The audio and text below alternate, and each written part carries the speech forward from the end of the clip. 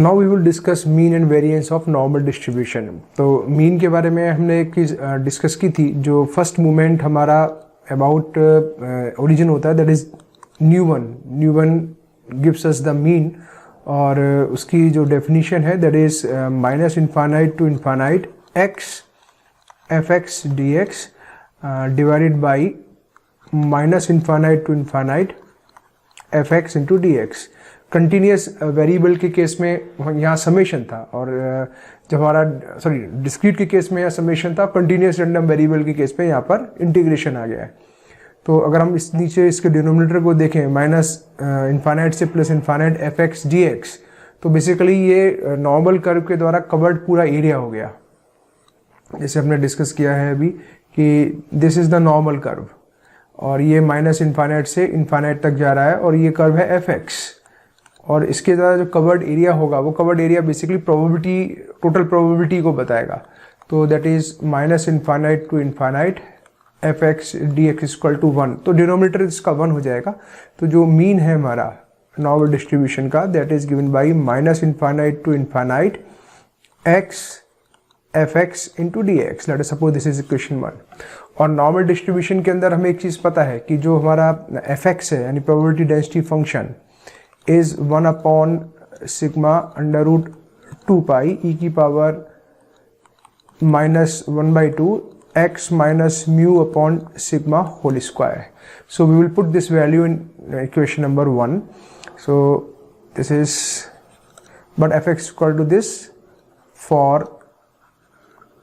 normal distribution. So what we have basically, to mean is equal to minus infinite to infinite x into 1 upon sigma under root 2 pi e की power minus 1/2 x minus mu upon sigma whole square into dx. Let us suppose this is equation number 2. हम इसको integrate करेंगे। let z is equal to x minus mu upon sigma, यहाँ से मिल जाएगा which implies dz is equal to dx upon sigma. Let us suppose this is equation number 3, this is 4. Now if we see the limit, so when x is equal to minus infinite, z is equal to minus infinite and x is equal to infinitive, then z is equal to infinitive, and x की अगर हम value निकालें equation number 3 से, so we will get mu plus sigma z. So put all these values in equation number 2. So from equation number 2, 3, 4 and 5 we get our mean is equal to, ये तो minus infinite से infinite ही रहा, x की value रख देंगे हम, x equal to हो जाएगा म्यू प्लस सिग्मा z, और यहाँ पर dx अपॉन सिग्मा ये dz से रिप्लेस हो जाएगा. So you will get e की power minus Z square by 2 into D Z. Let us suppose this is question number 6. अब इनको इंटीग्रेशंस को हम अलग अलग कर लेते हैं, दोनों इंटीग्रेशंस को. तो ये हो जाएगा minus infinite to infinite mu times, sorry इसमें एक टर्म और रह गया, this is under root 2 pi, this is here. तो यहाँ से हो जाएगा upon under root 2 pi into e to the power minus Z square by 2 d Z. और दूसरा इंटीग्रेशन हो जाएगा integration minus infinite to infinite sigma z upon under root 2 pi ई की power minus Z square by 2 into D z. तो अगर हम पहले वाले इंटीग्रेशन को सॉल्व करें, म्यू कॉमन आ गया, minus infinite to infinite 1 upon under root 2 pi ई की power minus Z square by 2 into D Z. और सेकेंड वाले इंटीग्रेशन में सिग्मा क्योंकि कांस्टेंट की तरह यूज हो रहा है, ये बाहर आ गया, जेड इंटू ई की power minus Z square by 2 d Z, और एक टर्म और भी आ जाएगा यहाँ पे, तो इस अंडर रूट 2 पाई बाहर आ गया. अब पहले वाले इंटीग्रेशन को देखते हैं। अगर हम इसको I1 मान लें और इसको I2 मान लें, तो I1 को देखिए, ये जो I1 के अंदर ये जो फंक्शन है, अगर इस फंक्शन को हम गौर से देखें तो ये हमारा PDF बन गया, प्रोबेबिलिटी डेंसिटी फंक्शन हमारा हो गया स्टैंडर्ड नॉर्मल डिस्ट्रीब्यूशन का। स्टैंडर्ड नॉर्मल डिस्ट्रीब्यूशन का अगर हमने डिस्कस किया था प्रीवियसली कि जो इसका PDF है fz equal to 1/√2 pi e की पावर -z²/2 होता है। ये इसका कर्व है fz का। तो अगर हम इसको इंटीग्रेट कर दें पूरा fz को -∞ to ∞ fz dz, तो टोटल एरिया आ जाएगा, और टोटल एरिया यानी टोटल प्रोबेबिलिटी, और टोटल प्रोबेबिलिटी 1 है। तो यानी कि ये जो इंटीग्रेशन हमारा लिखा हुआ है, this integration is going to be 1। तो यहाँ से हो जाएगा हमारा μ1 × 1। आई होप कि क्लियर हो गया होगा। ये क्योंकि स्टैंडर्ड नॉर्मल डिस्ट्रीब्यूशन का PDF है, और इसको अगर -∞ से ∞ करेंगे तो टोटल जो कर्व के द्वारा कवर्ड एरिया है वो आ गया। टोटल कर्व के द्वारा covered area that is 1। This integration is 1 plus σ/√2 pi. इसको हम बाई पार्ट इंटीग्रेट करते हैं। फर्स्ट फंक्शन z को अगर हम एज्यूम कर लें, या दिस इज, इसको ऐसे नहीं, सॉरी, बाई पार्ट करने की ज़रूरत नहीं पड़ेगी, तो सिंपल इंटीग्रेट ही हो जाएगा।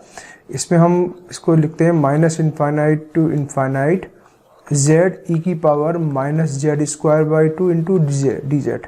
So let z²/2 is equal to t, which implies dz is equal to z dz is equal to dt। तो ये इंटीग्रेशन हो जाएगा म्यू प्लस सिग्मा, ये 2 पाई है, √2 पाई इंटीग्रेशन e की पावर -t × dt। और जब इसका इंटीग्रेट करेंगे हम, दिस विल बिकम e की पावर -t, और t की अगर हम वैल्यू रख दें यहाँ पर, तो ultimately we will get e की पावर -z²/2 -∞ to ∞। और वैसे भी आप देखिए दिस क्वांटिटी, अगर इसका हम डिफरेंशिएशन करेंगे तो कंप्लीट डिफरेंशिएशन बन रहा है। तो आप इसको अपने आप भी सिंप्लीफाई करके देख सकते हैं। अब इसमें e की पावर -z²/2 है, तो चाहे हम z की जगह इनफाइनाइट रखें या -∞ रखें, इन दोनों ही केसेस में ये वैल्यू 0 हो जाएगी। So ultimately you will gate 2 pi × 0 that is mu. तो जो मीन है हमारा, दिस इज म्यू। तो नॉर्मल डिस्ट्रीब्यूशन का जो मीन होता है that is given by mu. अब बात करते हैं वेरिएंस की। तो वेरिएंस के बारे में हमने डिस्कस किया था।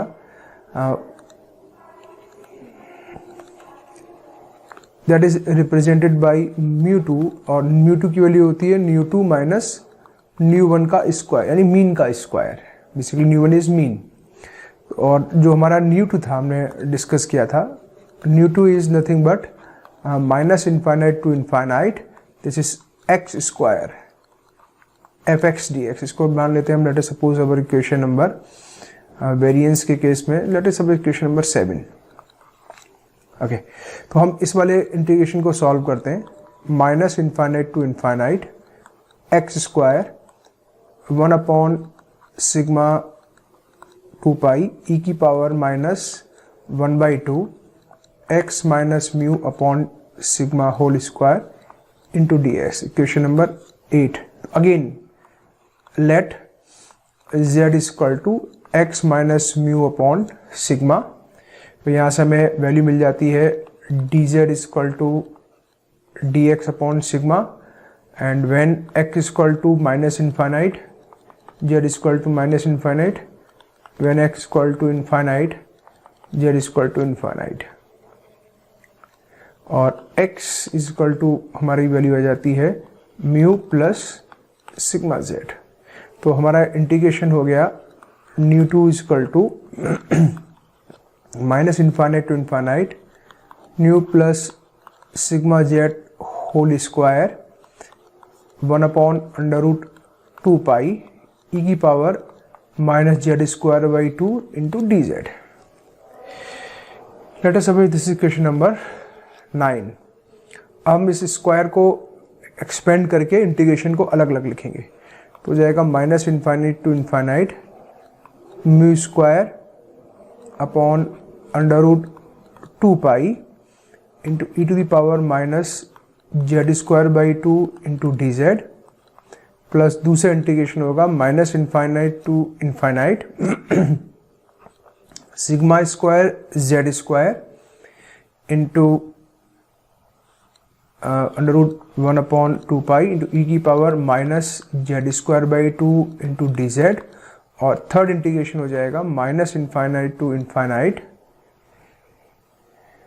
2 times sigma z upon under root 2 pi ई की power minus Z square by 2 into D z. तो अगर हम इनको 3 इंटीग्रेशन मान लें, I1, I2 एंड I3, और ये हमारी वैल्यू चल रही है न्यू2 की। तो अगर हम I1 को देखें तो I1 में म्यू स्क्वायर तो कांस्टेंट होके बाहर आ गया, we will get minus infinite to infinite 1 upon under root 2 pi ई की power minus Z square by 2 into D Z, और इस पूरे इंटीग्रेशन की वैल्यू 1 हो जाएगी। फिर से वही केस कि ये हमारा स्टैंडर्ड नॉर्मल डिस्ट्रीब्यूशन का प्रोबेबिलिटी डेंसिटी फंक्शन हो गया, और माइनस इनफाइनाइट से प्लस इनफाइनाइट जब इसको इंटीग्रेट करेंगे that value is 1, this is equal to mu square. और अगर हम I3 की बात करें तो I3 में 2 अपॉन सिग्मा बाहर आ गया, minus infinite to infinite z e की power minus Z square by 2 into D Z, और यहाँ पर अंडर रूट 2 पाई भी है। तो ये इंटीग्रेशन फिर से 0 हो गया। अभी जैसे मीन में हमने सॉल्व किया था, मीन में इंटीग्रेशन आया था, so this integration is again 0। So 2 sigma upon under root 2 pi into 0 is equal to 0। इसको आप सिंप्लीफाई करके देखना, you will get this quantity. Now बात करते हैं I2 की। तो I2 में sigma square upon under root 2 pi, ये तो बाहर आ गया, और अंदर इंटीग्रेशन बचा minus infinite to plus infinite, this is z square e की power minus Z square by 2 into D z. इसको हम बाई पार्ट इंटीग्रेट करेंगे, तो sigma square under root 2 pi first function, इसको हम फर्स्ट फंक्शन सेकंड का integration dy by d x of first and second का integration, तो this is z square into integration of e की power minus Z square by 2 into D z minus whole integration dy by d x of first integration, this is इसको हम basically Z square जो लिखा हुआ है, in fact इसको अगर इस तरह से करेंगे तो प्रॉब्लम आएगी। इसको थोड़ा सा यहाँ पे हम मैथमेटिकल जगलिंग करके देखते हैं।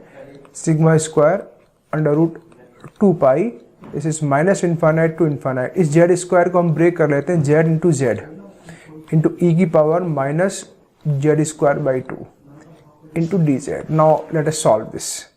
सो this is sigma square upon under root 2 pi minus infinite to infinite. Now it is simple, by part integrate करते हैं इसको। First function z into integration of z e की power minus Z square by 2 minus integration dy by d x of 1, यानी z का integration, this is 1, and integration of z e की power minus Z square by 2 into this is d z यहाँ पे भी होगा।